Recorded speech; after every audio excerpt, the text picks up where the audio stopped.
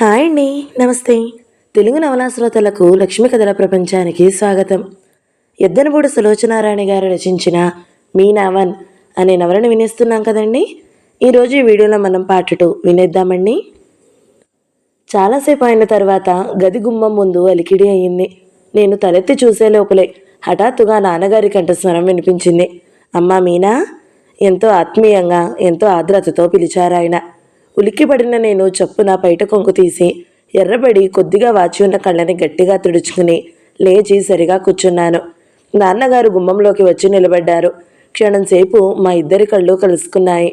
పితృవాత్సల్యంతో నిండిన ముఖంలో జాలి, బాధ, కరుణ ఇవి కూడా కూడగట్టుకుని ఉండడం గమనించకపోలేదు నేను. నా కళ్ళల్లో నీళ్లు కనిపిస్తే ఆయన గుండెలు బరువైపోతాయి. ఇది తెలుసుకున్న నేను చిరునవ్వు నవ్వడానికి ప్రయత్నించి విఫ్రులారినయ్యాను. నా పెదవులు నవ్వబోయి చేతకాక ఊరుకున్నాయి. ఎంత ఆపుకుందామన్నా ఆగక కళ్ళల్లో నీళ్లు గిర్రన తిరిగాయి. చప్పున తల వంచుకున్నాను. ఆయన దీర్ఘంగా దేని గురించో ఆలోచిస్తున్నట్టు కొద్దిసేపు అలాగే నిలబడిపోయారు. తరువాత మెల్లగా అన్నారు, నేను పని మీద అలా బజార్లోకి వెళ్తున్నాను. నువ్వు కూడా వస్తావా నాతో? మీరు రమ్మంటే వస్తాను. రా త్వరగా, 5 నిమిషాల్లో తయారవ్వాలి. చప్పున బట్టలు మార్చుకుని ముఖం కడుక్కో, మరి 2 నిమిషాల్లో జడ వేసుకోవడం అయిపోవాలి. చేతివాచి చూసుకుంటూ అన్నారాయన. తలా బట్టలు బాగానే ఉన్నాయి. ముఖం కడుక్కోవడానికి 3 నిమిషాలు చాలు. ఇప్పుడే వస్తాను అని లేచి లోపలికి పరిగెత్తాను. నేను కావాలని తలదువ్వుకోలేదు, చీర మార్చుకోలేదు. మా అమ్మే గనక ఇప్పుడు ఇక్కడ ఉంటే పాతబడిన ఈ సాదా వాయిల్ చీరతో రేగిన జుట్టుతో ముఖానికి కనీసం పౌడర్ అయినా లేకుండా బజారు బయలుదేరిన నన్ను చూసి మూర్ఛైనా పోయుండేది. లేకపోతే నా కాళ్ళు 2 విరగ్గొట్టి నన్ను ఓ మూలనైనా పారేసుండేది. ఇంట్లో ఉన్నప్పుడు మనం ఎలా ఉన్నా బజార్లోకి వెళ్ళేటప్పుడు 10 మంది కళ్ళు మన మీద పడే సమయాల్లో ఇష్టం ఉన్నా లేకపోయినా తప్పనిసరిగా నీట్గా, అందంగా, అద్భుతంగా ఉండి తీరాలి అంటుందమ్మ. నువ్వు హుషారుగా ఉండు. నీతో పాటు 10 మంది కలిసి ఆ హుషారు పంచుకోవాలని చూస్తారు. నువ్వు ఉసూరుమంటూ ఉన్నావంటే నీ దరిదాపుల్లో కూడా ఎవ్వరూ రారు అనే వాక్యాన్ని అక్షరాలా జీర్ణించుకున్న అమ్మ క్లబ్కు వచ్చే ఆడవాళ్ళందరినీ ఉత్సాహంగా ఉండమని ఎన్నో విధాలుగా ప్రోత్సహిస్తూ ఉండేది. దుస్తులు ధరించే తీరులో, వేషభాషల్లో వాళ్ళు కనపరిచే నిర్లక్ష్యానికి మహా విసుక్కునేది. ఎదుటివారి దగ్గర ఏమాత్రం చనువు ఉన్నా ముఖం వాచేట్లు చివాట్లు వేస్తూ ఉండేది. ఏ కాస్త సమయం దొరికినా వాళ్ళకి ఇలాంటి జాగ్రత్తల గురించి హెచ్చరిస్తూ వారి అభిప్రాయాలని సంస్కరించాలని తాపత్రయపడేది. నాకేమో ఇంటా బయట ఎల్లవేళలా ఒకే రీతిగా ఉండాలి అనిపిస్తుంది. బయటికి వెళ్ళినప్పుడు అప్సరసల్లా తయారయ్యి, ఇంట్లో ఉన్నప్పుడు హిడింబీలా ఉండే ఆడవాళ్ళని నేను చాలామందిని చూశాను. అద్దం ముందు గంటలు గంటలు టాయిలెట్ అయ్యి తీరా బయటికి వచ్చిన తర్వాత ఏ కాస్త అజాగ్రత్తగా ప్రవర్తిస్తే ఆ అలంకరణ ఎక్కడ చెడిపోతుందో అనే భయంతో ప్రాణాలు బిగబట్టుకుని కొయ్య బొమ్మలా కూర్చోవడం, కృత్రిమంగా నవ్వుతూ కులాసాగా ఉన్నట్టు నటించడం ఇవి కూడా నేను చాలామందిలో చూశాను. అలాంటి ఆడవాళ్ళు చూసినప్పుడల్లా నాకు జాలితో అయ్యో అనిపిస్తుంది. పాపం, ఫ్యాషన్ పేరుతో ఎన్నో అవస్థలు పడతారు కదా వీళ్ళు. కానీ ఈ ఫ్యాషన్ అనేవి ఉన్నాయే, అవి మహా చెడ్డవి. దూరం నుంచి మనల్ని మురిపించి అయస్కాంతాల్లా ఆకర్షించి దగ్గరకు రాగానే మన జుట్టు చేత్తో పట్టుకుని మనల్ని బానిసల్ని చేసుకుంటాయి. అలంకరణ అనేది మన సరదా కోసం మనం సృష్టించుకున్నదే తప్ప వాటి విలాసం కోసం మనం పుట్టలేదనే సంగతి అందరూ, ముఖ్యంగా ఆడవాళ్ళు తెలుసుకోవాలి. నువ్వెలాంటి అలంకరణ అయినా చేసుకో, నీ కాళ్ళు చేతులు నిరాటంకంగా కదలాడాలి. నీ ముఖంలో చిరునవ్వు సహజంగా ఉండాలి. నువ్వు కూర్చోవడంలో, నిలబడడంలో, మాట్లాడడంలో నిజమైన ఆనందం కనిపించాలి. నా మొహంలో నవ్వు ఎలా ఉందో, అసలు ఉందో లేదో చూసుకోవడానికి అద్దం ముందుకు వెళ్ళి నా ప్రతిబింబం చూసుకున్నాను. కళ్ళు ఎర్రబడి రెప్పలు కొద్దిగా వాచి ఉన్నాయి. ఇంత క్రితం చాలాసేపు పదే పదే చేదడం వల్ల ముక్కు కొన అదో రకమైన ఎరుపుతో మెరుస్తుంది. చెవులకి, మెడకి ఎలాంటి నగ లేకపోవడం వల్ల ముఖమంతా బోసిగా ఏదో పెట్టి తీసేసినట్టుగా ఉంది. అద్దంలో నుంచి తదేకంగా నా వైపే రెప్పవాల్చకుండా చూస్తున్న నా ప్రతిబింబానికి నేను చూపుడు వేలికేసి చూపించి బెదిరిస్తూ పెదవులు బిగబట్టి మనసులో ఇలా అనుకున్నాను, చూడమ్మాయి, ఈరోజు ఈ క్షణం నుంచి అంతా నా ఇష్టం. నేనెవరి మాట వినను. నా బుద్ధికి తోచినట్టుగా నేను ప్రవర్తిస్తాను. నాకేది మంచి అనుకుంటే అది చేస్తాను. అమ్మ తిరిగి రాగానే నాలో కలిగిన ఈ మార్పును చూసి గంగ వెర్రులెత్తిపోవాలి. ఆవిడ నాకు ఎన్నోసార్లు వెర్రెత్తిచ్చింది. ఇక నుంచి ఆవిడకి నేను వెర్రెక్కిస్తాను. మీనా, బయట నుంచి నాన్నగారి కంఠం వినిపించింది. వస్తున్నా. చప్పున బయటికి పరిగెత్తాను. వరండాలో నిలబడి కిందకి రోడ్డు వైపుకు చూస్తున్న నాన్నగారు నా చెప్పులు చప్పుడు వినగానే వెనక్కు తిరిగారు. ఆయన చూసి ఆశాభంగం చెందిన మనిషిలా, ఇదేమిటి, మళ్ళీ మనసు మార్చుకున్నావా, రావా నాతో అన్నారు. వస్తున్నాను, పదండి వెళదాం అన్నాను. వస్తున్నావా, బట్టలు మార్చుకోవా కాస్త విస్మయంగా అడిగారు. ఓహో, ఈ చీర బాగానే ఉంది. నా కళ్ళల్లో పెంకితనం ఆయన సరిగ్గానే గ్రహించినట్టున్నారు. చిరునవ్వుతో, సరే నీ ఇష్టం, పద, మన సంతృప్తే మన భాగ్యం అన్నారు పెద్దలు. ఇద్దరం కిందకి దిగి వచ్చాము. హాలు దాటి బయట వరండాలో అడుగు పెడుతుండగా వెనుక నుంచి తాయారమ్మ గబగబా పరిగెత్తుకుంటూ వచ్చి అడిగింది, అమ్మాయి గారు ఎక్కడికి వెళ్తున్నారు? నేను వెనక్కి తిరిగాను. సూటిగా ఆవిడ ముఖంలోకి చూశాను. దర్పంగా అన్నాను, చూడండి తాయారమ్మ గారు, మొదటిసారిగా ఆఖరిసారిగా కూడా మీకు ఇదే చెప్పడం. మేమెక్కడికైనా వెళుతుంటే ఇలా వెనక నుంచి వచ్చి ఎక్కడికి వెళ్తున్నారు, ఎప్పుడు వస్తున్నారు, ఏ పని మీద వెళ్తున్నారు అంటూ ఇలాంటి చెత్త ప్రశ్నలు ఎప్పుడు వేయవద్దు. ఎక్కడికి వెళ్ళినా ఎప్పుడు తిరిగి వచ్చినా మీకు అనవసరం. మీ పని మీరు చూసుకోండి. తాయారమ్మ మొదట తెల్లబోయినట్టు చూసింది. ఆ వెంటనే ముఖం మార్చేసుకుంటూ అంది, బాగుందమ్మా మీరనేది. ఒక చిన్న మాటకి ఇన్ని పెడార్థాలు తీస్తారని తెలిస్తే అడిగేదాన్ని కాదు. మీరు ఎక్కడికి వెళితే నాకెందుకు, ఎప్పుడు వస్తే నాకెందుకు, ముందుగా వంట చేసి కూర్చుంటే చల్లారిపోతుందేమోనని అడిగాను అంది. మీ వంట చల్లారక ముందు తినాలనిపిస్తే ముందుగా వచ్చేస్తాము. ఒకవేళ రావడం ఆలస్యమైతే చల్లారిపోయింది తింటాము. మిమ్మల్ని ఏమి అనము. మళ్ళీ మళ్ళీ వేడి చేయమని మిమ్మల్ని విసిగించం, సరేనా? తాయారమ్మ సమాధానం చెప్పలేని అసక్తురాలిగా నిలబడి గుడ్లు అప్పజెప్పి నా వైపే చూడసాగింది. నేను గిరుక్కున వెనక్కి తిరిగి చెప్పులు చప్పుడయ్యేలా నడుస్తూ గబగబా వచ్చి కారులో కూర్చున్నాను. బాబుగారు, తాయారమ్మ నాన్నగారి వెనక రాబోయింది. ఆ అమ్మాయి చెప్పిందిగా ముభావంగా అనేసి నాన్నగారు కూడా నా వెనకే వచ్చేశారు. నేను ఊహించినట్టు కానీ ఆశించినట్టు కానీ ఆయన తాయారమ్మతో నా తరపున నచ్చ చెప్పడం కానీ అనునయంగా మాట్లాడకపోవడం కానీ జరగకపోవడంతో నాకు కాస్త చిత్రమేసింది. వీధుల్లో తిరుగుతున్న జనాన్ని, ఆ సందడిని, ఆ కోలాహలాన్ని చూస్తున్న కొద్దీ నా మనసంతా ఆవరించుకున్న చికాకు మెల్లమెల్లగా కొద్ది కొద్దిగా అంతమై శాంతి చిక్కసాగింది. ఎంతమంది జనం వీధుల్లో నవ్వుతూ తుళ్ళుతూ నిదానంగా హుషారుగా తిరుగుతున్న వేళ్లలో ప్రతి ఒక్కరికి ఏదో ఒక సమస్య ఉండి తీరుతుంది. అసలు సమస్యలు లేని జీవితం జీవితమే కానే కాదు. అందులో రుచి లేనే లేదు. కానీ ఈ సమస్యలనేవి మన చేత అదుపు తప్పిపోనే కూడదు. వాటిలో చిక్కుకున్న మనం వాటికి లోబడిపోయి నిస్పృహ చెందే సమయం రాకూడదు. ఏనాటికైనా సరే వాటిని జయించి తీరాలి, కానీ అవి మనల్ని కబలించకూడదు. ఈత వచ్చిన వాడికి లోతు నీళ్లలో దిగినప్పుడు ఉండే నిర్భయత్వం, తెగింపు, ధైర్యం మనిషికి కూడా జీవితంలో ఈ సమస్యల పట్ల ఉండి తీరాలి.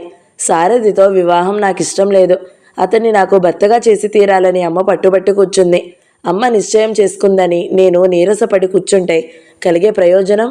ఏదో ఒకటి చెయ్యాలి. నాకున్న తెలివితేటలకి పదును పెట్టుకుని ఎలాగో అలా తప్పించుకునే మార్గం వెతుక్కోవాలి. ఎంత విచిత్రం! కన్న తల్లితో వైరం రావడం అనేది ఎంత దౌర్భాగ్యం! నా ఆలోచనల వాసన నాన్నగారి మనసుకి సోకిందో ఏమో. మెల్లగా తన చేయి చాచి నా చేతి మీద ఆనిస్తూ ఎంతో మృదువుగా అడిగారు, మీనా, నీకొకటి చెప్పనా తల్లి? చెప్పండి. ఒకటి కాదు, 1000, 1,00,000 చెప్పాలి మీరు. నా మనసును కొత్త రకమైన ఆలోచనలతో కుత్తుకు వరకు దింపేస్తే తప్ప ఈరోజు నేను పొందిన ఆశాభంగం నుంచి తేరుకోలేను. చెప్పండి. మొట్టమొదటిది ఏమిటది? ఈ ప్రపంచంలో నీ క్షేమం కోరేవాళ్ళు కానీ, నీ సుఖం కాంక్షించేవాళ్ళు కానీ, మీ అమ్మకి మించిన వ్యక్తి మరొకరు లేరని నువ్వు నమ్మాలి.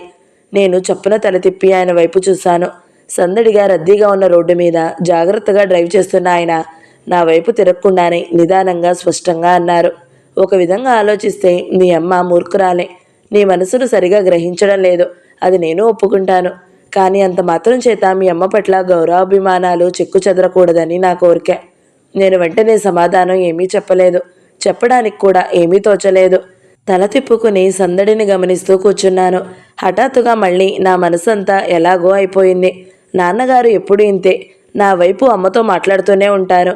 మళ్ళీ నేను కాస్త ఏమాత్రం ఆవిడ పట్ల వ్యతిరేకత కనబరిచిన నా ఆలోచనల్ని ఇట్టే పసిగట్టేసి నన్ను మందలిస్తూ కూతురుగా నా బాధ్యతల్ని హెచ్చరిస్తూ ఉంటారు. ఏమంటావు మీనా? రెట్టిస్తున్నట్టుగా మళ్ళీ అడిగారు. ఏమంటాను నేను? ప్రేమ పేరుతో ఎల్లవేళలా హృదయంలో గుచ్చుతూ ఉంటే భరించడం కష్టం కదండి అన్నాను.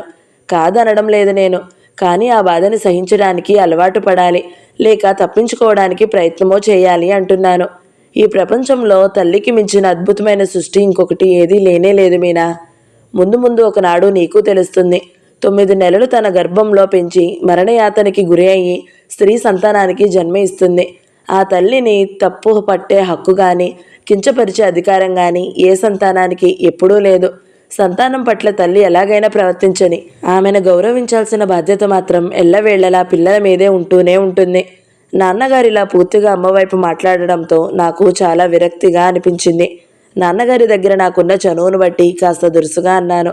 తల్లిని పూజించాలి, తండ్రిని గౌరవించాలి, భర్తని ప్రేమించాలి, స్నేహితుల పట్ల నిజాయితీతో ప్రవర్తించాలి. ఈ హక్కులు, ఈ అధికారాలు, ఈ బాధ్యతలు, ఈ సంబంధ బాంధవ్యాలన్నీ మనిషి కృత్రిమంగా కల్పించుకున్నవే. సృష్టికి ఆదిలో ఇవేవీ లేవని ఏ కాస్త ఆలోచించినా ఇట్టే అర్థమవుతుంది. తల్లికి పిల్ల మీద లేని మమత పిల్లకి తల్లి మీద ఎలా వస్తుంది? ఎక్కడి నుండి వస్తుంది? అసలు ఎందుకు రావాలి? ఈ ఊరికి ఆ ఊరు ఎంత దూరమో ఆ ఊరికి ఈ ఊరు కూడా అంతే దూరం అనే సామెత ఎందుకు వర్తించకూడదు? అది వట్టి స్వార్థపరులు చేసే వితండవాదన. నిన్ను ప్రేమించిన వారిని నువ్వు తిరిగి ప్రేమించడంలో నీ గొప్పేమీ లేదు. నీ వాళ్ళు అనుకున్న వాళ్ళు తెలుసో తెలియకో మూర్ఖత్వంలో నిన్ను గుర్తించలేకపోతే నీ తెలివితేటలతో వారిలో చైతన్యం తెప్పించి నిన్ను అర్థం చేసుకునేలా చేయాల్సిన బాధ్యత నీ మీద ఉంది. ఆ తెలివితేటలు, ఓపిక లేని వాళ్ళు ఏం చేయాలి? ఓపిక అనేది ప్రయత్నించి తెచ్చుకుంటే వస్తుంది. తెలివితేటలంటావా? అసలు అవి లేని వాళ్ళ దగ్గర ఇంత లోతుగా ప్రసంగం చేసే అవసరమే రాదు. నాన్నగారికి బజారులో వేరే పనేదీ లేదని నన్ను ఇలా కొద్దిసేపు గాలికి తిప్పి నన్ను ఉల్లాసపరచడం కోసమే ఇలా తీసుకువచ్చారని నాకు అనిపించసాగింది. సరిగ్గా నా ఉద్దేశమే. ఇలా నిజమన్నట్లు కారు సరాసరి టాయ్స్ ఎంపోరియం దగ్గర తీసుకుని వచ్చి ఆపారు. ఆ బొమ్మల షాపు నాకు చాలా చిరపరిచితమైనది. నాకు బుద్ధి తెలిసిన తరువాత ఇక్కడ ఎన్నో బొమ్మలు కొనుక్కున్నాను. అదేం చిత్రమో గాని ఇంత వయసు వచ్చినా నాకు బొమ్మల మీద ఆసక్తి పోలేదు. ఇప్పటికి కూడా ఒక్కోసారి నాకేం తోచకపోతే బీరువా తెరిచి నాకున్న బొమ్మలన్నీ తెచ్చి చుట్టూ పెట్టుకుని కూర్చుంటాను. అవి నాకు ప్రాణం లేని బొమ్మలుగా కనిపించవు. నా ప్రపంచంలో ఏదో వాటి మధ్య ఉన్నట్టే అనిపిస్తుంది. నాకున్న బొమ్మల్లో ఎప్పుడు ఎవరు ఏది ఇచ్చింది ఇప్పటికీ నాకు క్షుణ్ణంగా జ్ఞాపకమే. బొమ్మల పట్ల నాకు గల ఆసక్తిని గుర్తించిన నాన్నగారు అడపాదడప ఎప్పుడో ఒకసారి ఏదో ఒకటి కొత్త రకమైన బొమ్మ తెప్పించి అది చూడగానే నేను ఆశ్చర్య ఆనందాలతో ఎగిరెగిరి పడుతుంటే చూసి ముచ్చటపడడం ఆయనకి సరదా. పద, ఈ షాపుకి వచ్చి చాలా రోజులైంది. కొత్త బొమ్మలేమైనా వచ్చాయేమో చూద్దాం అన్నారు నాన్నగారు. ఎప్పుడూ రకరకాలైన రంగురంగుల బొమ్మలతో వాటిని కొనడానికి వచ్చిన మనుషులతో కిటకిటలాడుతూ ఉండే షాపు ఈరోజు నిర్జీవంగా ఉంది. షాపులో మేనేజర్ ఉన్న చోటు ఇంకెవరో కొత్త ఆయన ఉన్నారు. మమ్మల్ని చూడగానే నల్లగా సన్నగా వంగదీసిన చువ్వలా ఉన్న గుమస్తా పరిగెత్తుకు వచ్చాడు. రండి రండి, చాలా రోజులకి దయచేశారు అంటూ ఆప్యాయంగా ఆహ్వానించాడు. ఆహ్వానిస్తూనే జేబులో నుంచి రుమాలు తీసి 2 బల్లలు దులిపి కూర్చోండి అన్నాడు. ఏమిటి షాప్ ఇలా ఉంది? అమ్మకం తగ్గిపోయిందా? చుట్టూ చూస్తూ విస్మయంగా అడిగారు నాన్న. నాకు కూడా ఎలాగో ఉంది. ఎప్పుడు చూసినా కళకళలాడుతూ ఉండేది ఈరోజు ఎందుకో దుమ్ము ధూళితో మూల పారేసిని మర్చిపోయిన పాత వస్తువులా ఉంది. సన్నగా ఉన్న అతను నాన్నగారికి షాపు గురించి గంటసేపు సోదలాంటిది చెప్పాడు. అతను చెప్పే వివరాలు నాన్నగారు చాలా ఆసక్తిగా వినసాగారు. ఆ చెప్పే అతని కంఠం కాస్త మృదగంభీరంగా వినసొంపుగా ఉంటే నాకు వినాని అనిపించేదేమో. తారాస్థాయిలో మాట్లాడితే కీచుగా, ఆడదాని గొంతులా మందర స్థాయిలోకి వచ్చి బొంగురుగా బోదుర కప్పలా ఉన్న స్వరం వినడానికి 2 నిమిషాలకే విసిగేసింది. లేచి వెళ్ళి అద్దాల బీరువాలో ఉన్న బొమ్మలు పరీక్షగా చూడడం ప్రారంభించాను. అన్నీ పాతవే, ఏనాటివో. ఈ మధ్య కొత్తవి తెచ్చినట్టే లేదు. నాన్నతో ఒక చెంప మాట్లాడుతూనే అతను మధ్యలో చటుక్కున వచ్చి బొమ్మలు తీసి అవి నడిచే విధానం చూపెట్టడం ప్రారంభించాడు. అతని మాటలను బట్టి నాకు అర్థమైంది ఏమిటంటే ఆ షాపు యజమానులైన అన్నదమ్ములిద్దరూ లాభం పంచుకోవడంలో తగాదా పడి కోర్టుకెక్కారని. ఒకప్పుడు బాగా కలిసిమెలిసి ఉండే అచ్చు రామలక్ష్మణులే అనిపించేట్లు ఇద్దరు ఉండేవారని, ఇప్పుడు డబ్బు మూలంగా బద్ధ శత్రువులయ్యారని, ఒకళ్ళని ఒకళ్ళు చంపుకోవడానికి కూడా చూస్తున్నారని తెలిసింది. అంతా శ్రద్ధగా విన్న నాన్నగారు నిట్టూర్పు విడుస్తూ అన్నారు. అంతే మరి, ఈ రోజుల్లో డబ్బు ప్రభావం అలాగే ఉంది. దేవుడు సృష్టించిన మనిషి దేవుడిని మించిపోవాలని చూస్తున్నట్టే మనిషి సృష్టించుకున్న డబ్బు మనిషిని మింగేయాలని చూస్తుంది అన్నారు. ఏం డబ్బో బాబు, వెధవ డబ్బు. రాకున్నా ఉండా బాగుండేది. ఇద్దరు హాయిగా ఉండేవారు. ఇద్దరి మధ్య ఆ ఆత్మీయత ఏమైపోయిందో ఇప్పుడు చూస్తున్నా నిజంగా చిత్రమేస్తుంది. నడ్డిన ఒక చెయ్యి పెట్టుకుని మరో చెయ్యి బుగ్గన ఆనించుకుంటూ అన్నాడు గుమస్తా. ఆత్మీయత ఉంది, అది ఎక్కడికి పోదు. కాకపోతే ఈ డబ్బు ప్రభావంతో కలుషితమైపోయిందంతే అన్నారు నాన్న. డబ్బు పాపిష్టిది అన్నారు, ఇందుకే కాబోలు. ఈ డబ్బు అనే నిచ్చెన దొరికితే దాని మీద అలాగా పైకి ఎక్కి కీర్తి ప్రతిష్టలు సర్వ సౌఖ్యాలు అందుకోవచ్చని చాలామంది ఆశపడతారు. కానీ ఆ నిచ్చెనకి దుఃఖము, అశాంతి అనే 2 విషసర్పాలు పెనవేసుకుని ఉన్నాయని, వాటి బారి నుండి తప్పించుకోవడం చాలా కష్టమని అంతమందికి తెలియదు. గుమస్తా 2 చేతులు ఎత్తి నమస్కరించాడు. నిజం చెప్పారు బాబు, నిజం చెప్పారు. ఈ డబ్బు అనేది ఉన్నది చూశారు, ఇది ఇవ్వని సుఖం లేదు, పెట్టని బాధ కూడా లేదు అన్నాడు. నాన్నగారు ఇక వెళ్దామా మెల్లగా అన్నాను. ఉన్న ఆ పాత బొమ్మల్లోనే ఒకటి కొనుక్కుని బయటపడ్డాము. ఇద్దరం ఇంటికి తిరిగి వచ్చేసరికి వీధి వాకిట్లోనే ఎదురైంది తాయారమ్మ. కారు దిగి లోపలికి వచ్చిన నేను ఆవిడని సరిగ్గా చూడనట్టే రెటిస్తూ నా గదిలోకి వెళ్ళబోయాను. ఆవిడ నా వెనకే వస్తూ అమ్మాయి గారు అని పిలిచింది. ఏం అన్నాను తిరిగి వస్తూ. మరు క్షణమే నా గుండె నీరయ్యింది. చేతిలో కాగితం చూపిస్తూ ఒక్కసారి బావురమంది ఆవిడ. ఏమిటది, ఏమైంది? నాన్నగారు నేను చప్పున ఒకేసారి అడిగేశాము. నేను ఆవిడ చేతిలో కాగితం లాక్కుని చూశాను. అది ఆవిడ అల్లుడు ఇచ్చిన Telegram. Venkati serious, start immediately అని ఉంది. వెంకటి అంటే తాయారమ్మ గారి ఏకైక కుమార్తె వెంకట సూర్య సీతారత్నం. ముద్దుగా అంతా వెంకటి అని పిలుస్తారు. ఆ అమ్మాయికి 2 పిల్లలు కాశీలో ఉంటున్నారు. భర్త అక్కడ దేవాలయంలో అర్చకుడుగా పనిచేస్తున్నాడు. 10 రోజుల క్రితం జ్వరం వచ్చింది, బొత్తిగా లేవడం లేదని ఉత్తరం రాశాడమ్మా. నా ప్రాణం అప్పుడే రపరపలాడింది. వెళతానంటే అమ్మగారు ఒప్పుకోలేదు. ఇబ్బంది అవుతుంది, వద్దు అన్నారు. ఇప్పుడు నేనేం చెయ్యను? ఆఖరి చూపు కూడా దక్కుతుందో లేదో నాకు. తాయారమ్మ మరోసారి గొల్లుమంది. నాన్నగారు నేను ముఖముఖాలు చూసుకున్నాము. నేను చప్పున ఆవిడ దగ్గరికి వెళ్ళి భుజం మీద చెయ్యి వేసి ఓదార్పుగా అన్నాను. ఏమీ కాదు, మీరేం కంగారు పడకండి. మీరు ఒకసారి వస్తే బాగుంటుందేమోనని అలా ఇచ్చారేమో. లేదమ్మా, లేదు. వెంకటికి అమ్మగారి సంగతి బాగా తెలుసు. ఎంతో తప్పనిసరి అయితేనే తప్ప అలా ఇవ్వడానికి ఒప్పుకోదు. నాన్నగారు వాచి చూసుకుంటూ మీరు ఆలస్యం చేయకుండా వెంటనే బయలుదేరండి. ట్రైన్కి టైం అయింది. నేను స్టేషన్కి కారులో తీసుకెళ్లి దింపుతాను అన్నారు. తాయారమ్మ నాన్నని దేవుడిని చూసినట్టుగా చూసి లోపలికి వెళ్ళిపోయింది. నేనక్కడే అలాగే బొమ్మలా నిలబడిపోయాను. నా మెదడు చురుగ్గా పనిచేస్తుంది. మెరుపులాంటి ఆలోచన వచ్చింది నాకు. తాయారమ్మతో నేను కూడా వెళితే సారథి వచ్చిన తర్వాత అతని నుంచి తప్పించుకో చూసుకుని దాగుడు మూతలో ఆడే కంటే అతను వచ్చేసరికి అసలు లేకుండా పోవడం ఎంతో ఉత్తమం కదా. ఆలోచన రావడం ఏంటి, ఆ వెంటనే నాన్నగారికి చెప్పేయడం ఏమిటి, 2 ఒకేసారి జరిగిపోయాయి. నాన్నగారు తెల్లబోయారు.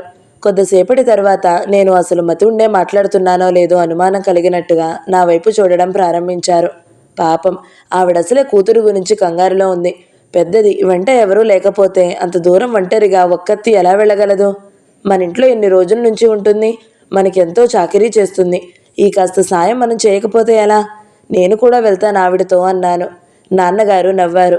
భలే, ఇంత క్రితం మనం బజారుకు వెళ్ళేటప్పుడు ఆవిడతో మాట్లాడిన మీనావేనా నువ్వు? ఇంతలో అంత మార్పు ఎలా వచ్చేసింది? చిత్రంగా ఉందే అన్నారు అసలేం తెలియనట్టు అమాయకత్వం నటిస్తూ. నేను వెళ్ళగలను నాన్నగారు. సారథి నుంచి తప్పించుకోవడానికి ఇంతకంటే సువర్ణ అవకాశం ఇంకేముంటుంది? మనసులో అసలు మాట తేల్చి చెప్పాను. నాన్నగారి ముఖం గంభీరమయ్యింది. మీ అమ్మకి తెలిస్తే? తెలియనియండి, 2 తిడుతుంది అంతేగా. ముందు ఈ ప్రమాదం అయితే తప్పిపోతుంది. ఇలా చాటు దోవలు వెతుక్కుంటూ దూరంగా పారిపోయే కంటే సారథితో ముఖాముఖి నిలబడి నీ అయిష్టాన్ని స్పష్టంగా చెప్పేయడం చాలా మంచిది మీనా. ఎలా చెప్పగలను నాన్నగారు? అతన్ని చూస్తేనే నాకు నోట్లో నుంచి మాట రాదు. అంతలో ఇలాంటి అప్రియమైన సంగతి ఎలా చెప్పనో? అయినా ఎందుకు చెప్పాలి? అతన్ని ఆఖరి క్షణం వరకు అందినట్టే మభ్యపెట్టి ఊరించి ఆఖరి క్షణంలో అవతలికి తోస్తాను. అలాంటి వాళ్ళకి పాఠం ఆ విధంగా నేర్పాలి. ఇంతకీ తాయారమ్మతో వెళ్ళి తీరుతానంటావు? అవును అన్నట్టు తలూపాను. సరే, నీ ఇష్టం. నేను ఎంతో ఆనందంతో చప్పున లోపలికి పరిగెత్తాను. తాయారమ్మగారు నన్ను చూడగానే అయిపోయిందమ్మగారు అంది. ఆగండి, 1 నిమిషం, నేను కూడా మీతో వస్తున్నాను. నేను గబగబా నా గదిలోకి వెళ్ళి అల్మారా తెరిచి సూట్ కేసు తీసి నా బట్టలు సర్దుకోసాగాను. నేను చేస్తున్న పని చప్పుడు వినిపించింది కాబోలు. తాయారమ్మ గదిలోకి తొంగి చూసింది. నేను పెట్టి సర్దుకోవడం చూస్తూ ఆశ్చర్యంగా, అదేమిటి, మీరు కూడా ఏదైనా ఊరు వెళ్తున్నారా అంది. మీతో కాశీ వస్తున్నాను నేను. అంత దూరం పాపం మీరొక్కరూ ఎలా వెళ్ళగలరు? నాన్నగారు నన్ను మీ వెంట వెళ్ళమని చెప్పారు అన్నాను. తాయారమ్మ క్షణం సేపు కళ్ళు వెడల్పు చేసుకుని చూసింది. ఆ వెంటనే 2 అంగుల్లో నా దగ్గరికి వచ్చి నా చేయి గట్టిగా పట్టుకుంటూ, ఇదేమిటి, మీరు నాతో వస్తున్నారా? మీకు మతిపోయిందా ఏమిటి? రేపో ఎల్లుండో అల్లుడు గారి ఇక్కడకు వస్తానన్న సంగతి మర్చిపోయారా అంది. వస్తే రానియండి, మీకంటే ఎక్కువ అన్నాను. తాయారమ్మ చప్పున లెంపలు వేసుకుంది. అమ్మమ్మ, ఎంత మాట! ఇలా ఎప్పుడూ అనకండి. ఆవిడ కళ్ళల్లో గిర్రున నీళ్లు తిరిగాయి. నా చెయ్యి పట్టుకుంటూ ఏడుపు గొంతుకతో అంది. అమ్మాయి గారు, మీరింత మంచివారని నేను కలలో కూడా అనుకోలేదు. నా మీద మీకు ఆపేక్ష ఉందని ఇంతవరకు తెలియదు. నన్ను క్షమించండి. మీ చల్లటి చూపు, ఆదరాభిమానాలు ఇవి చాలు నాకు. వాటి బలంతో నేనెంత దూరమైనా ప్రయాణం చేయగలను. పావుగంట సేపు నేనెంత వారించినా ఆవిడ నా మాట వినలేదు. ఆవిడతో నేను రావడానికి ససేమిరా ఒప్పుకోలేదు. చివరికి వెంట నేను వచ్చి తీరుతానంటే తన ప్రయాణమే మానుకుంటానని కూర్చుంది. నాకు ఒళ్ళు మండిపోయింది. పీడత మొహం తాయారమ్మ. కసిదీరా 2 వాయించాలన్నంత కోపం వచ్చింది. నాన్నగారు ట్రైన్ టైం అయిపోతుందని హెచ్చరించసాగారు. ముగ్గురం స్టేషన్కి వెళ్ళాము.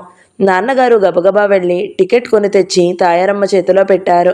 పర్సు తెరిచి మరికొంత డబ్బు ఆవిడ చేతిలో పెట్టి ఇంకా అవసరమైతే వెంటనే ఉత్తరం రాయమని చెప్పారు. తాయారమ్మ ప్రతిదానికి అలాగే అలాగే అని తల గబగబా ఊపి ఆదరాబాదరా రైల్లోకెక్కి కూర్చుంది. నేను చూస్తుండగానే రైలు చెవులు చిల్లులు పడేలా కూత వేస్తూ బయలుదేరింది. నా ప్రాణం ఉసూరంది. అనుకోకుండా భగవంతుడు నాకు ప్రసాదించిన అవకాశానికి ఉపయోగించుకోలేని అసమర్థురాలినయ్యాను కదా అనిపించసాగింది. అసలైనా ఇంత భయం దేనికి? ఇంత గుంజాటున నేనెందుకు పడాలి? సారథి రాగానే అతను ముఖం మీద చెప్పేస్తే, నువ్వంటే నాకు ఇష్టం లేదు అని స్పష్టంగా సూటిగా అతనికే తెలియజేస్తే, ఓహో, లాభం లేదు. అతని సమక్షంలో గొంతు తడారిపోతుంది. మనసు పిల్లిలా ముడుచుకుపోతుంది. ఈ చొరవ, ధైర్యం అప్పుడసలు ఆ పరిస్థితిలో కూడా ఉండవు. ఎందుకో గాని ఈ అయిష్టాన్ని అతడు లక్ష్య పెట్టడు అన్న సంగతి నాకు బాగా తెలిసిపోయింది. మౌనంగా, సీరియస్గా ఓడిపోయిన దానిలా కూర్చున్న నన్ను నాన్నగారు మీనా అంటూ పిలిచారు. నేను యాంత్రికంగా ఆయన వైపు తిరిగాను. నువ్వు నిజంగా ఎక్కడికైనా వెళ్ళాలని అనుకుంటున్నావా అమ్మా? వచ్చిన అవకాశం నేల జారిపోయింది. ఇంకెక్కడికి వెళ్తాను అన్నాను నిస్పృహగా. నువ్వంతగా వెళ్ళాలని కోరుకుంటే ఒక చోటు ఉంది. నేను నిన్ను పంపించగలను. నా గుండెల్లో కొండెక్కబోతున్న ఆశ మళ్ళీ రెపరెపలాడింది. ఎక్కడికి పంపిస్తారు నన్ను? ఎవరున్నారు నాకు అన్నాను. నువ్వు కమలత్తయ్య దగ్గరికి వెళ్ళు. కమలత్త? అవును, కమల పిల్లలు నిన్ను చూడాలని ఎన్ని రోజుల నుంచో అనుకుంటున్నారు. ఇటు నీ అవసరం తీరినట్టు ఉంటుంది, అటు వాళ్ళకి నిన్ను చూసిన తృప్తి దక్కుతుంది. కమలత్తయ్య అంటే? నిమ్మలూరు. సందేహంగా ఆగిపోయాను. నేను తల తిప్పుకున్నాను. ఈ కమలత్తయ్య అనే ఆవిడ గురించి, ఆవిడ కుటుంబ పరిస్థితుల గురించి అమ్మా నాన్నల మధ్య అప్పుడప్పుడు కాస్తగా ప్రసంగం రావడం నేను చాలాసార్లు విన్నాను. ఆవిడ నాన్నకి వరుసకి చెల్లెలవుతుంది. ఆవిడన్నా, ఆవిడ కుటుంబం అన్నా మా అమ్మకి సదభిప్రాయం లేదు.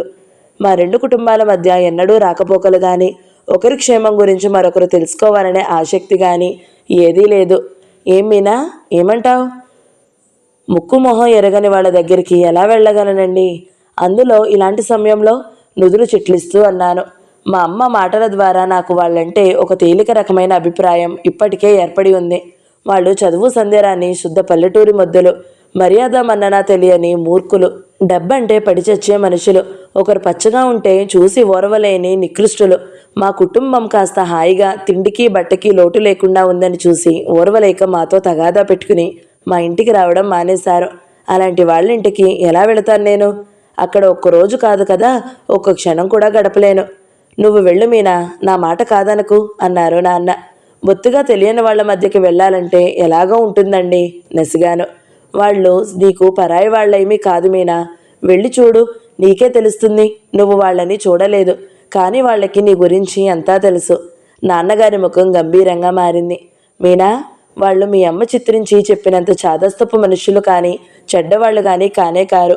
నాన్నగారి కంఠం పలికిన తీరును బట్టి అది కేవలం స్వాభిమానం అని తెలుస్తూనే ఉంది. అక్కడెవరెవరు ఉంటారో ఏమో జంకుగా అన్నాను. నీ వయసుదే రాజేశ్వరి ఉంది. దాన్ని అంతా రాజు అని పిలుస్తారు. తరువాత పిల్ల పేరు కామేశ్వరి. కామేశ్వరి తర్వాత ఒక మిగుపిల్లాడు, వాడు మధు. తర్వాత మళ్ళీ ఒక ఆడపిల్ల, దాని పేరు కమల. వాళ్ళ అత్తగారి పేరు పెట్టారు మాణిక్యం అని. అంతా మణి అని పిలుస్తారు. వీళ్ళంతా నిన్ను చూడాలని ఎప్పటినుంచో తతహలాడుతున్నారు. నేనెప్పుడు వెళ్ళినా వదినని తీసుకురా మావయ్య అంటూ నా చుట్టూ చేరి నా ప్రాణాలు తీసేస్తారు. మీ చుట్టూనా? మీరక్కడికి వెళ్తూ ఉంటారా? నమ్మలేనంత ఆశ్చర్యంగా అడిగాను. నాన్నగారి ముఖం ఎర్రబడింది. అవును మీనా, ఒక్కోసారి నా ఈ దొంగతనానికి నాకే సిగ్గేస్తూ ఉంటుంది. నేను అక్కడికి వెళ్ళాలని తెలిస్తే మీ అమ్మ చేసే గొడవ భరించడం కష్టం, అందుకని చెప్పను. ఎప్పుడైనా ఏంటో బెజవాడపై కదిలి వెళ్ళడం తటస్థిస్తే ఓసారి అక్కడికి కూడా వెళ్ళి వస్తాను. ఈ మధ్య వెళ్ళి చాలా రోజులైంది. వాళ్ళు మన ఇంటికి ఎందుకు రారండి? నాన్నగారు వెంటనే సమాధానం చెప్పలేదు. పరధ్యానంగా ఎటో చూస్తూ కూర్చుండిపోయారు.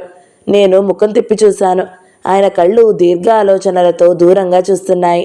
ముఖంలో బాధ, వేదన తొంగి చూస్తున్నాయి. ఆయన మనసులో సుళ్ళు తిరుగుతున్న జ్ఞాపకాలు అంతా ఆనందకరమైనవి కావని గ్రహించాను. నాన్నగారు అన్నాను. ఒకసారి చాలా సంవత్సరాల క్రితం, అంటే నా పెళ్ళి అయిన కొత్తలో అన్నమాట.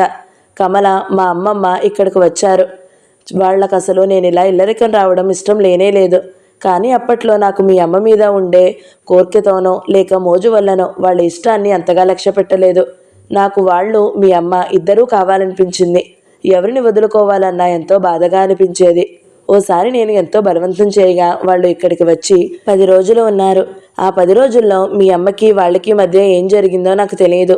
ఓ రోజు సాయంత్రం నేను ఇంటికి వచ్చేసరికి హఠాత్తుగా వాళ్ళు పెట్టే బేడ సర్దుకుని ప్రయాణం అయి కూర్చున్నారు. కారణం ఏమిటని ఎంత అడిగినా చెప్పలేదు. వాళ్లతో పాటు నేను కూడా బయలుదేరి నిమ్మలూరు వెళ్ళాను. దోవలో అమ్మ చెప్పేసింది. నేను ఎదురుగా లేని సమయంలో మీ అమ్మ వాళ్ళని చాలా చులకనగా మాట్లాడింది. ఒట్టి వెర్రిబాగుల వాళ్ళని అంటూ స్నేహితులతో అంటుండగా విన్నారట. ప్రతిదానికి పల్లెటూరి రకాలు అంటూ ఈసడిస్తూ విదిలించి పారేసిందట. చివరికి ఆఖరి రోజున ఇల్లు సత్రంలా అయింది. వెదవమూక, వెదవ చాకిరి. కొత్తగా పెళ్ళైన వాళ్లమని ఒక సరదా లేదు, చట్టుబండా లేదు. దరిద్రపు జన్మ అయిపోయింది నాది అందట. అమ్మమ్మ వాళ్ళకి భరించలేక, నాకేం చెప్పలేక ఇంటికి ప్రయాణమయ్యారు. ఆ వెళ్ళడం కమల మళ్ళీ నా గుమ్మం ఎక్కలేదు. చాలామంది బ్రతుకుల్లో ఆశించినది కనీసం 1-2 జరుగుతాయి. నేను ఆశించింది ఏ చిన్నది కాకపోవడం నా జీవితంలో విశేషం. నేను చదువుకునేటప్పుడు ఉద్యోగం చేసి డబ్బు సంపాదించి కమలకి కాస్త మంచి సంబంధం తీసుకురావాలని, దాని పెళ్లి నా చేతుల మీద నేను స్వయంగా చేయాలని ఎన్నెన్నో అనుకున్నాను. నేను ఇల్లరికం రావడంతో ఏదీ కాలేదు. పెళ్ళి అయిన తర్వాత ప్రాక్టీస్ పెట్టగానే నాకు పల్లెటూరు వెళ్ళడానికి అసలు తీరిక చిక్కేదే కాదు. నేను ఎప్పటికప్పుడు వస్తానని నమ్మకంగా ఉత్తరాలు రాసి వెళ్ళకపోవడంతో అమ్మమ్మ చాలా విరక్తి చెందింది. చివరికి కమలానికి ఆ ఊళ్ళోనే మునసబు చేస్తున్న ఒక నడివయసు ఆయనకి మొదటి భార్య చనిపోవడంతో పిల్ల ఊళ్ళో కళ్ళెదుడుగా ఉంటుందని అతనికి ఇచ్చి చేసింది. ఆ సంబంధం గురించి నాకు ఉత్తరాలు రాసిందట. అవి నాకు అందలేదు. అమ్మమ్మకి కోపం వచ్చి శుభలేఖ పంపి ఊరుకుంది. అది నాకు అందలేదు. నేను పెళ్లికి వెళ్ళనే లేదు. తర్వాత ఎప్పుడో నాకు వీలై వెళితే అప్పటికి పెళ్ళయి నెల కావస్తుంది. నన్ను చూడగానే అమ్మమ్మ చెడామడా తిట్టింది. నా గుమ్మం ఎక్కొద్దు, నడువు అవతలికి అంది. నేను మీ ఉత్తరాలు నాకు అందలేదంటే వాళ్ళెవరూ నా మాటలు నమ్మనే లేదు. అభిమానంతో కళ్ళనీళ్లు నిండు ఉన్న కమల నాతో మాట్లాడలేదు. నా వైపు కన్నెత్తి చూడలేదు. ఇంటికి రాగానే మీ అమ్మని పిలిచి నిగ్గదీసి అడిగితే వచ్చిన ఉత్తరాలు తీసి దాచిన మాట నిజమేనని ఒప్పుకుంది. కారణం ఏమిటని ప్రశ్నిస్తే మీరు ఈ పెళ్లి పేరుతో ప్రాక్టీస్ చెడగొట్టుకుని అక్కడికి వెళ్ళి కూర్చుంటారేమో అని భయం వేసింది. ఇప్పుడిప్పుడే కాస్త బాగా కేసులు వస్తున్నాయి అంది. తరువాత ఎప్పుడన్నా ఒకసారి వెళుతూ ఉండేవాడిని. అమ్మమ్మ చనిపోయింది. కమలం బాధ్యత గల ఇల్లాలు అయ్యింది. పిల్లలు పుట్టారు. నేనేం సాయం చేయలేకపోయినా కమలం నేను ఆశించినట్టుగానే సుఖంగానే ఉంది. నాకిక్కడ ప్రాక్టీస్ పెరిగింది. ఊపిరి సలపని పనులతో సతమతం అయ్యేవాడిని. క్షణం కూడా తీరిక చిక్కేది కాదు. ఎప్పుడో ఉత్తరం రాయమని కమల ఓసారి ఉత్తరం రాసింది. దాంట్లో భర్తకి ఒంట్లో ఏమాత్రం బాగుండడం లేదని, డాక్టర్లకి చూపిస్తే క్యాన్సర్ అంటున్నారని, తనకు కాలు ఆడడం లేదని, ఏం చేయాలో చెప్పమంటూ రాసింది. నేను తక్షణం బయలుదేరి వెళ్ళాను. మంచి డాక్టర్కి చూపించాను. ఫలితం లేకపోయింది. అప్పటికే ముదిరిపోయింది. నేను నీళ్లలా వాడిన డబ్బు కమల భర్తని దక్కించలేకపోయింది. నడి వయస్సుకు అయినా రాకముందే వైదవ్యం పొంది జీవితంలో అన్ని సుఖాలకి దూరమైన కమలని చూస్తే నా గుండెలు చెరువయ్యేవి. నా సంపాదనలో రూపు తెలియకుండా మాయమవుతున్న డబ్బును గురించి మీ అమ్మ 1,00,000 ఆరాలు తీయడం ప్రారంభించింది. చివరికి పట్టుబోయి జరిగిందంతా చెప్పేశాను. అప్పుడు ఆ సమయంలో మీ అమ్మ నన్ను ఏమీ అనలేదు. కానీ 10 రోజుల తరువాత కమల దగ్గర నుంచి పిడుగులాంటి ఉత్తరం వచ్చింది. అందులో, ఇన్నాళ్ళు నువ్వు చేస్తున్న సహాయం వదినకు తెలియదని నేను కలలో కూడా అనుకోలేదు. అనుకుని ఉంటే చిల్లి గవ్వ కూడా ముట్టుకునేదాన్ని కాదు. నీ డబ్బు మీద నాకు స్వతంత్రం లేదని నువ్వు ఇలా చాటుగా సాయం చేయాలనుకోవడంలోనే తెలిసిపోయింది. భగవంతుడి దయ వల్ల నాకు పిల్లలున్నారు. వాళ్ళు కాస్త పెరిగి పెద్దయితే నాకే లోటు లేదు. నేను అసలే చాలా బాధలో ఉన్నాను. నువ్వు నా మీద ఏమాత్రం అభిమానం ఉన్నా డబ్బు పంపవద్దు. ఎవరి చేత ఎలాంటి అవమానం పడే శక్తి నాకు లేదు. నీకు కమల అనే చెల్లెలు ఉందనే సంగతి మర్చిపో అంటూ రాసింది. ఆ ఉత్తరం చూసిన తర్వాత దాదాపు 6 నెలలు నేను మీ అమ్మతో మాట్లాడలేదు. నాన్నగారు నిట్టూర్పు విడిచారు. ఆయన ముఖం అంతా వ్యధాపూరితమైన గతంలో మరింత ముడతలు పడి ఇంకా వయసు చెల్లినట్లు కనిపించసాగింది. నేను ఎప్పుడు వెనక్కి తిరిగి చూసుకున్నా మీ అమ్మతో సవ్యంగా గడిపిన క్షణాల కంటే పొట్లాడిన సంఘటనలే ఎక్కువగా గుర్తుకు వస్తాయి అన్నారు. ఆ రాత్రి మేము స్టేషన్ నుంచి ఇంటికి వచ్చేసి భోజనం ముగించుకుని పడుకోబోయే వరకు నాన్నగారు ఎన్నెన్నో విషయాలు చెప్పసాగారు. నాకు బుద్ధి తెలిసిన తర్వాత ఆయన ఇలా నిస్సంకోచంగా ఇన్ని విషయాలు చెప్పగా నేను ఎన్నడూ వినలేదు. నాలో నాకు తెలియనివి, నేను విననివి, విన్నా మరో రకంగా అర్థం చేసుకున్నవి అనేకం ఉన్నాయి. ఇన్ని రోజుల నుంచో ఆయన గుండెల్లో గుప్తంగా దాచుకున్న స్మృతులు ఒక్కసారిగా వెల్లువల ఉధృతంగా పొంగి పొరలి బయటికి రాసాగాయి. రాత్రి నాన్నగారు చెప్పిన దాన్ని బట్టి నాకు నిజంగా కమలత్తయ్య వాళ్ళని చూడడానికి చాలా హుషారుగా అనిపించింది.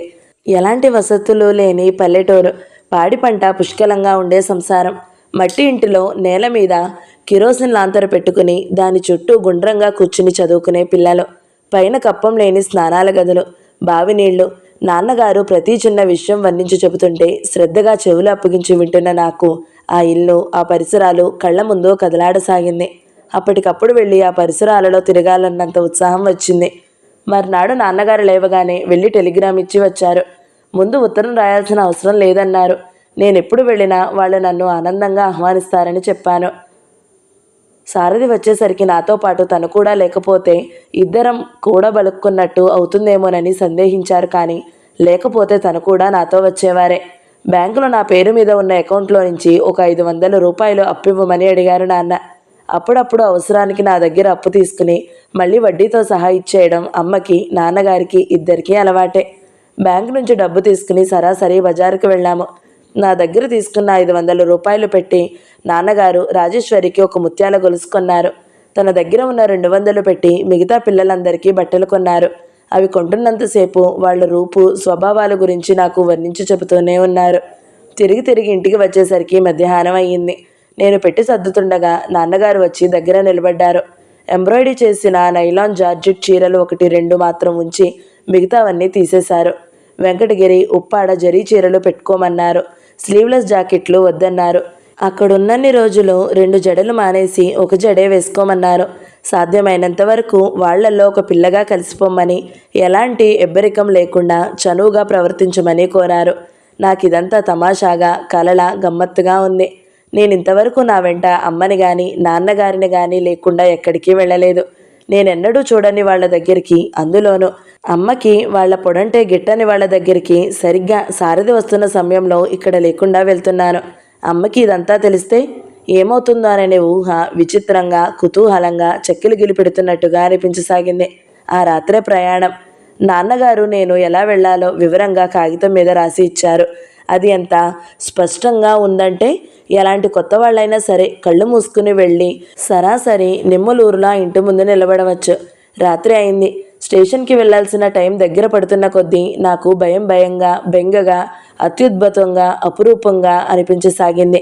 భయం వేయడం లేదుగా మీనా? నాన్నగారు హఠాత్తుగా అడిగారు. ఓహు, తల అడ్డంగా తిప్పాను. నీకేదైనా ఇబ్బంది అనిపిస్తే? లేదు, అలాంటిదేమీ లేదు, తెచ్చిపెట్టుకున్న ధైర్యంతో అన్నాను. స్టేషన్కి మేము వచ్చేసరికి రైలు అప్పటికే ప్లాట్ఫామ్ మీదకి వచ్చి ఆగి ఉంది. నేను లోపలికి ఎక్కి కూర్చున్నాను.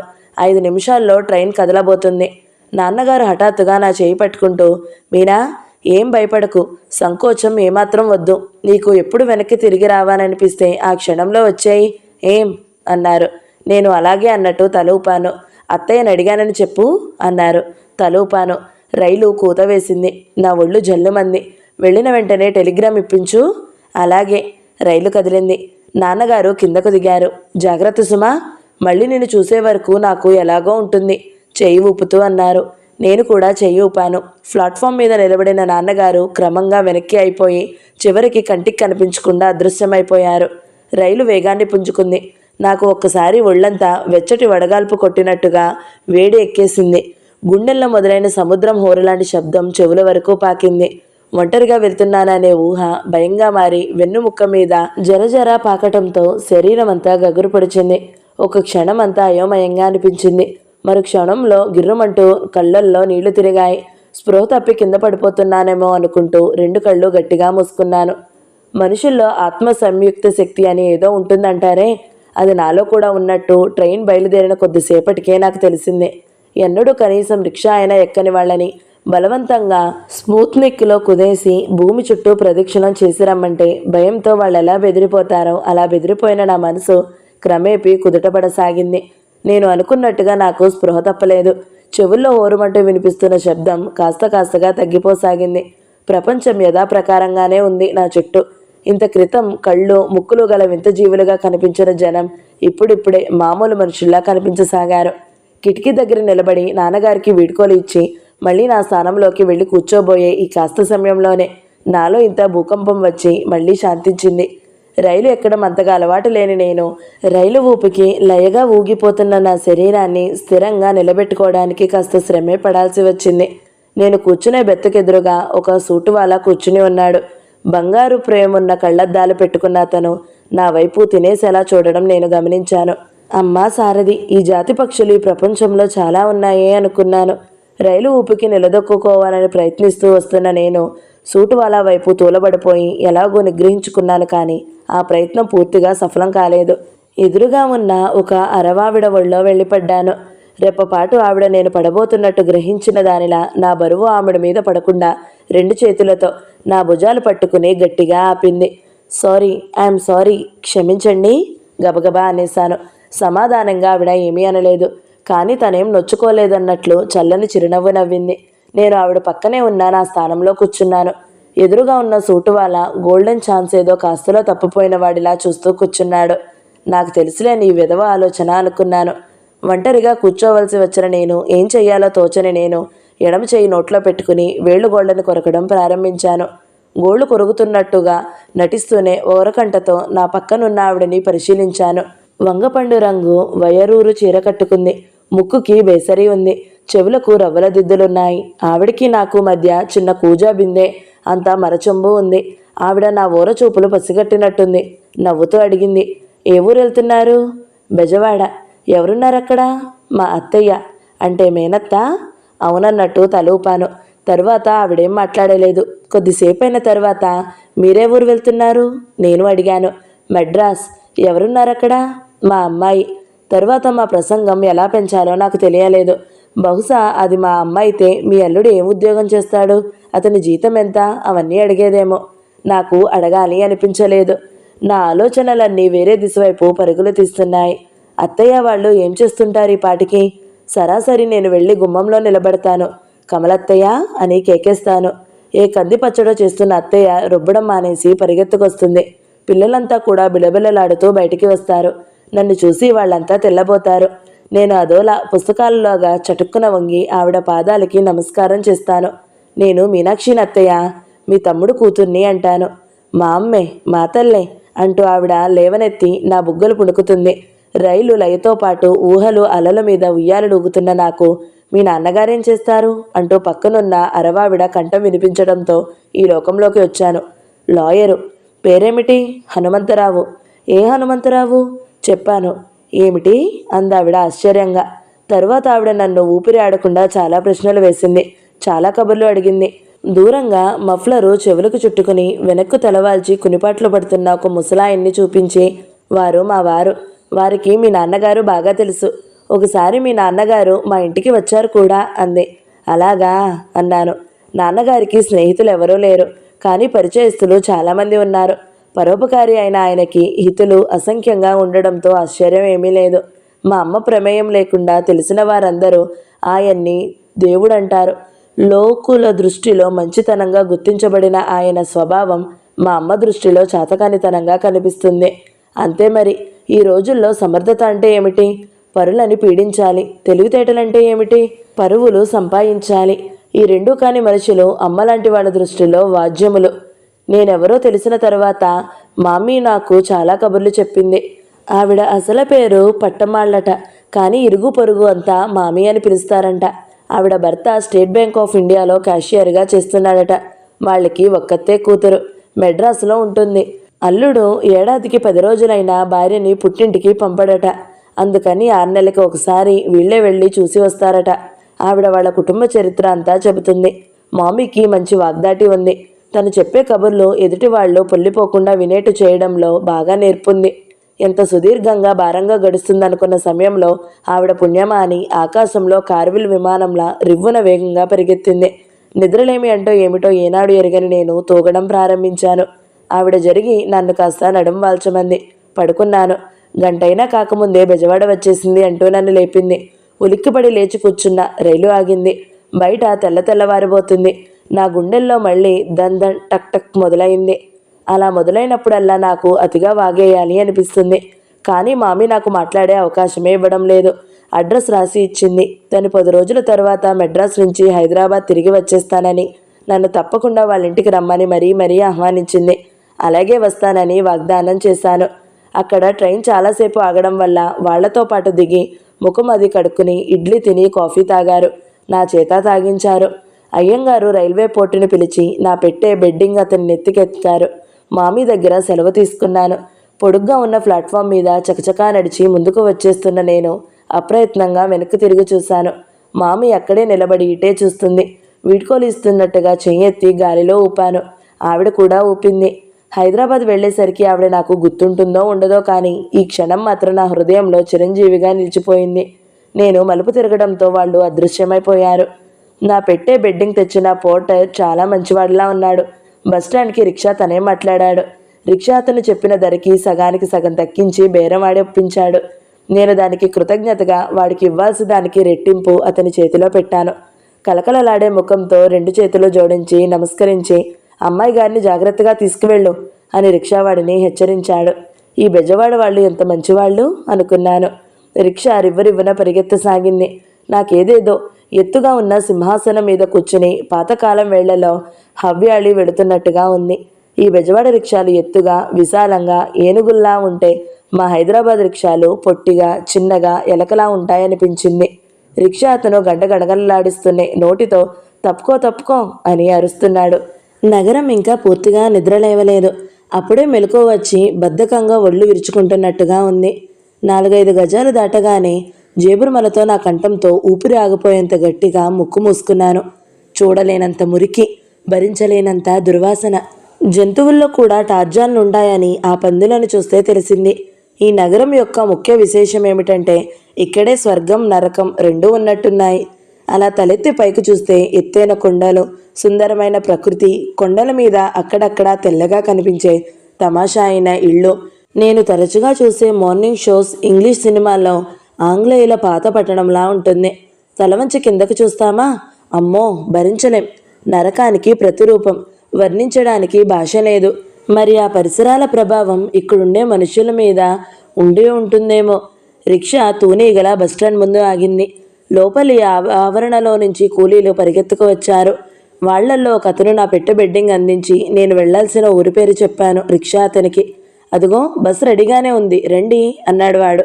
రిక్షావాడికి ఇవ్వాల్సిన దానికంటే ఒక పావలా ఎక్కువే చేతిలో పెట్టాను. వాడు కూడా నమస్కారం చేశాడు. కానీ రైల్వే పోర్టర్లా వీడి ముఖం మాత్రం వికసించలేదు. ఇంకో ₹1 ఇద్దామా? మరీ పిసినర్దాన్లా అనుకుంటున్నాడేమో అనుకుంటుండగానే కూలీ కేక పెట్టాడు. చప్పున రండి, బస్సు కదిలేట్టుగా ఉంది. నేను నా ఆలోచన మాని వాడి వెంట పరుగులాంటి నడక ప్రారంభించాను. నేనెక్కేసరికి బస్సులో జనం నిండి ఉన్నారు. కొద్దిగా మాత్రమే సీటులు ఖాళీ ఉన్నాయి. అడ్డరోడ్డు నాకు తెలీదు, మీరు చెప్పాలి అన్నాను కండక్టర్తో. అలాగే అన్నాడతను.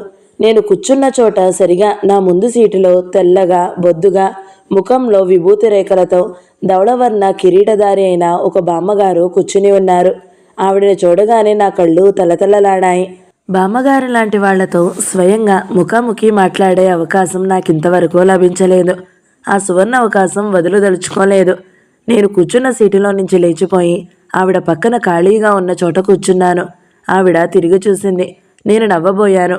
ఆవిడ ముఖం చిట్లించి నేను తగిలితే తానెక్కడ మైలపడిపోతానో అన్నట్టు దూరంగా జరిగి కూర్చుంది. ఆశాభంగం పొందిన నా మనసు చివుక్కుమంది. ముఖం తిప్పుకుని బస్సులో మిగతా వాళ్ళని చూడసాగాను.